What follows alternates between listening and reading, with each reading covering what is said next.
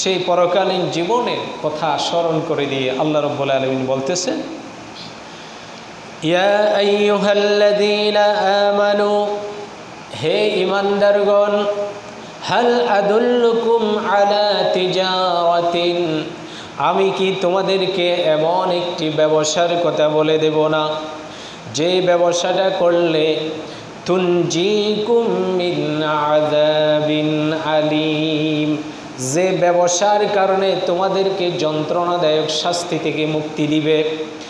সে ব্যবসা কি? তুমিনুনা বিল্লাহ, আল্লাহর প্রতি ঈমান আনবে, ওয়া রাসূলিহি, এবং রাসূলের প্রতি ঈমান আনবে, ওয়া তুজাহিদুনা ফি সাবিলিল্লাহ বিআমওয়ালিহিম, তাহলে নিজের মাল দিয়ে আল্লাহর রাস্তায় জিহাদ করবে, ওয়া আনফুসিকুম, আর নিজেদের নফসে, নিজেরা, এটা নফস অথবা নিজেরা, যালিকুম খায়রুল লাকুম ইন কুনতুম তা'লামুন, তাহলে এই যে পদ্ধতিটা, ব্যবসায়ের পদ্ধতিটা যদি তোমরা জানতে, ইয়াগফির লাকুম যুনুবাকুম ওয়া ইউদখিলকুম জান্নাতিন তাজরি মিন তাহতিহাল আনহার, তোমাদেরকে ক্ষমা করে দিত। ইয়াগফির লাকুম যুনুবাকুম, তোমাদের গুনাহগুলো ক্ষমা করে দেওয়া হবে। ওয়া ইউদখিলকুম জান্নাত, আর তোমাদেরকে জান্নাতে প্রবেশ করানো হবে। তাজরি মিন তাহতিহাল আনহার, আর যে জান্নাতের তলদেশে নহর সমূহ প্রবাহিত হয়ে গেছে। এরপর ওয়া মাসাকিনা তাইয়িবাতান ফি জান্নাতি আদনিন, আর জান্নাতের আবাসস্থল, জান্নাতের বসবাসটা হচ্ছে তয়্যিবা, এমন পবিত্র, এমন উত্তম স্থান যদি তোমরা জানতে। যালিকাল ফাওজুল আযীম, আর এটা হচ্ছে মহা সফলতা, এর সাথে আর কোনো সফলতা নাই। তাহলে এই আয়াতটা হচ্ছে, এই আয়াতের সরল অনুবাদ হচ্ছে এটা। তাহলে আল্লাহ সুবহানাহু ওয়া তাআলা এই আয়াতের ভিতরে মুসলমানদেরকে, ঈমানদারদেরকে ডাক দিয়ে বলতেছে, ইয়া আইয়ুহাল্লাযীনা আমানু, হে ঈমানদারগণ। তাহলে ঈমানদার বলতে কাদেরকে ডেকেছে? আমাদেরকে ডেকেছে, মুসলমানদেরকে ডেকেছে। আল্লাহ বলতেছে, হাল আদুল্লুকুম আলা তিজারাতি। আমরা এই আয়াত সম্পর্কে একদম শুরুতে এটা ভূমিকা স্বরূপ বলেছিলাম। হাল আদুল্লুকুম, আল্লাহ প্রশ্ন করতেছে। হাল, এটা হচ্ছে হরফে ইস্তেফহামিয়া, মানে ইন্টারোগেটিভ ওয়ার্ড। হোয়াট, কি? হাল, হাল আদুল্লুকুম, আমি কি তোমাদেরকে বলে দিব না? তিজারাতিন, এমন একটা ব্যবসার কথা যে ব্যবসাটি করলে তুনজিকুম, তোমাদেরকে নাজাত দিয়ে দিবে। কিসের থেকে? মিন আযাবিন আলীম, যন্ত্রণাদায়ক কঠিন শাস্তি থেকে তোমাদেরকে, আযাব থেকে তোমাদেরকে মুক্তি দিয়ে দিবে। তাহলে আল্লাহ এখানে কিসের কথা বলেছে? ব্যবসার কথা বলেছে। আচ্ছা বলেন, ব্যবসা করতে গেলে কি লাগে? পুঁজি লাগে, এরপরে সততা লাগে, এরপরে মানুষের এটা মার্কেটিং করা লাগে, পরিচিতি লাগে, লাগে কি লাগে না?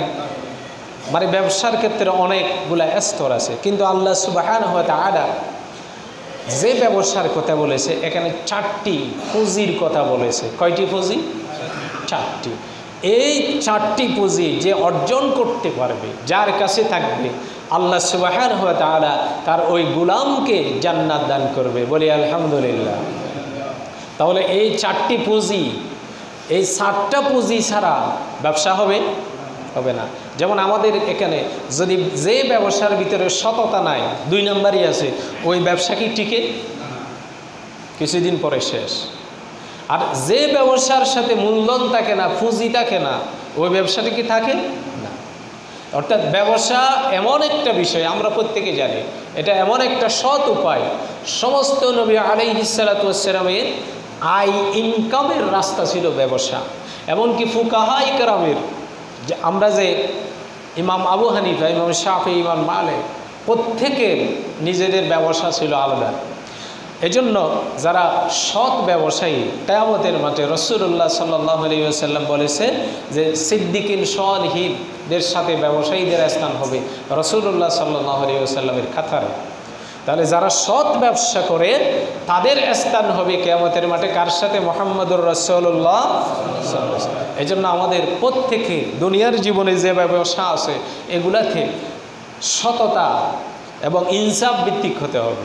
যখন আমি সুযোগ পাবো আমার ক্রেতা যারা আছে তাদের উপরে জুলুম করব, তাহলে এই ব্যবসা দেখবেন আপনি যখন একদিক দিয়ে জুলুম করেছেন আরেক দিক দিয়ে লসে পড়ে যাবেন। এরকম হয় কি হয় না? অবশ্যই হয়। যে এগুলা দেখা যায় যে হঠাৎ করে মানে কোনো না কোনো অ্যাক্সিডেন্ট হয়ে গেছে, কারণ বুঝতে হবে যে আপনি আরেক দিক দিয়ে আরেকজনকে ঠকাইছেন, এটা প্রতিফল আসবেই কিন্তু।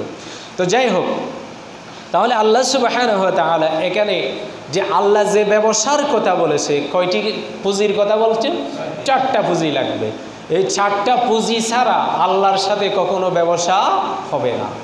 যে ব্যক্তি এই 4টা পুঁজি অর্জন করে ব্যবসা করতে পারবে তাহলে তাকে পুরস্কার হিসেবে কি দিবে? জান্নাত দিবে। তাহলে আমরা সেই ব্যবসা সেই পুঁজি অর্জন করতে কি চাই না? চাই। 1 নম্বর, তুমিনুনা বিল্লাহ, আল্লাহর প্রতি ঈমান আনতে হবে। কার প্রতি ঈমান? দেখেন আল্লাহ বলছে ঈমানকে, আল্লাহ এবার ব্যবসা বলেছে। সূরা আস-সাফের 10 নম্বর আয়াত থেকে পড়বেন। এখন এখানে একটা পয়েন্ট আছে, বুঝতে হবে যে কিছু ব্যক্তি বিশেষ, কিছু ব্যক্তি আছে, মানুষ আছে, যখন আপনি ইসলামের কথা বলবেন, সব বিষয়টাকে ইসলামাইজেশন করার কথা যখন বলবেন, সেটা পরিবার, সমাজ, রাষ্ট্র, অর্থনীতি, সমাজনীতি সব ক্ষেত্রে যখন আপনি সব বিষয়টাকে ইসলামাইজেশনের কথা যখন বলবেন, সব জায়গায় যখন ইসলামের কথা যখন বলবেন, কিছু মানুষ আছে যে বলে যে ধর্ম ব্যবসায়ী, বলে কি বলে না? তাহলে ধর্ম ব্যবসার কথা বলেছে কে? ধর্ম নিয়ে ব্যবসা করতে হবে এটা বলেছে কার কথা? তাহলে যারা এই কথা বলে এটা হচ্ছে মুনাফিকি কথা, এবং তারা মানুষকে বিভ্রান্ত করার জন্য আল্লাহ সুবহানাহু ওয়া তাআলা ঈমানকে বলেছে এটা ব্যবসা। ঈমান কি? ব্যবসা। তাহলে 1 নম্বর ব্যবসা কি? পুঁজি কি? ঈমান। কার উপরে ঈমান? আল্লাহর উপরে ঈমান। এখন আল্লাহর উপরে ঈমান বলতে কি? আল্লাহর প্রতি ঈমান কি? আমরা তো জানি আল্লাহর উপরে ঈমান, নাকি আমি শুধু যদি বলি যে আমি আল্লাহকে এক আল্লাহ আছে বিশ্বাস করছি, ঈমান আনছি, শেষ, আর কোনো কাজ নাই? আছে না নাই? তা আল্লাহর প্রতি ঈমান মানি আল্লাহ সুবহানাহু ওয়া তাআলার যত হুকুম আহকাম আছে সব কিছু জীবনে প্রতি ক্ষেত্রে অনুসরণ করতে হবে কি হবে না? যদি না মানে তার কি আল্লাহর প্রতি কি ঈমান আছে? ঈমানদার কি বলা যাবে? যাবে। তাহলে যেহেতু সংক্ষিপ্ত, আমরা সংক্ষেপে কথাগুলো বলার চেষ্টা করব। এরপরে 2 নম্বর পুঁজি হচ্ছে ওয়া রাসূলিহি, কার প্রতি ঈমান আনতে হবে? রাসূলের প্রতি। ওয়া রাসূলিহি, তার রাসূলের প্রতি। দেখেন এখানে তুমিনুনা বিল্লাহি ওয়া রাসূলিহি, ওয়া একটা শব্দ ব্যবহার করেছে মাঝখানে, ওয়া মানে এবং। আমরা ইংরেজিতে যখন সেন্টেন্স, যখন বাক্য পড়ি, যারা স্কুলে পড়েছেন, এখানে বাক্যগুলোকে 3 প্রকারে ভাগ করছে, মানে মূল বাক্যগুলোকে সিম্পল, কমপ্লেক্স, কম্পাউন্ড। কম্পাউন্ড সেন্টেন্সে যখন যৌগিক বাক্য যখন হয়, যৌগিক বাক্য যখন কম্পাউন্ড সেন্টেন্সটা এন্ড দ্বারা, বাট দ্বারা, অর দ্বারা এগুলা যুক্ত থাকে, অর্থাৎ যখন বাক্যের মধ্যে যখন একাধিক ক্লজ থাকে, একটা সাবঅর্ডিনেট ক্লজ থাকে আর একটা প্রিন্সিপাল ক্লজ থাকে, যখন একটা বাক্যের ভিতরে একাধিক কথা থাকে, একাধিক বিষয় থাকে, তখন এগুলাকে আমরা ইংরেজিতে এন্ড, অর, বাট এই জাতীয় শব্দগুলা দিয়ে আমরা সংযুক্ত করে উপস্থাপন করে। ঠিক একইভাবে এটাকে বলা হয় আরবি ভাষাতে জুমলায়ে মুতারিদা, অর্থাৎ যখন একাধিক বাক্য একের পর এক বাক্য যখন কথা যখন আসবে তখন ওয়াও শব্দ, এগুলাকে বলা হয় হরুফে আতফ আরবি ভাষাতে, আরবি ব্যাকরণের ভাষায়। আল্লাহ এই জন্য বলেছে 1 নম্বর পুঁজি হচ্ছে আল্লাহর সাথে ব্যবসা, আল্লাহর পরিমাণ। 2 নম্বর পুঁজি কি? রাসূলুল্লাহ সাল্লাল্লাহু আলাইহি ওয়াসাল্লামের উপরে ঈমান। তাহলে রসুল সাল্লাল্লাহু আলাইহি ওয়াসাল্লামের প্রতি ঈমান কি? আমি রসুলের উপরে ঈমান আনছি, রসুল সাল্লাল্লাহু আলাইহি ওয়াসাল্লাম শেষ নবী এসেছে, আমি তার উপরে ঈমান আনলাম, এরপরে কাজ শেষ।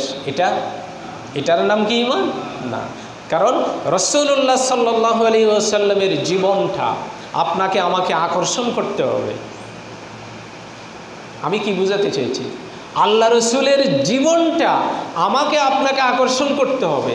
অর্থাৎ চুম্বক যেই রকম পাথর লোহাকে যেরকম আকর্ষণ করে নিজের দিকে টানে, ঠিক সেভাবে রাসূলুল্লাহ সাল্লাল্লাহু আলাইহি ওয়াসাল্লামের জীবনটাকে, রাসূল সাল্লাল্লাহু আলাইহি ওয়াসাল্লামের জীবন হচ্ছে চুম্বকের মতো।